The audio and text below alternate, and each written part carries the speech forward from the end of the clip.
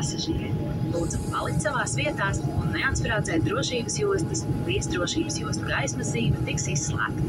Jūsu drošībai iesakām neatsprādzēties arī lidojuma laikā. Vienmēr esiet uzmanīgi, atverot plauktas virs jums. Un lūdzam ņemt vērā, ka līdzpieņemto alkoholisko dzērienu lietošana ir stingri aizliegta. Paldies par saprati!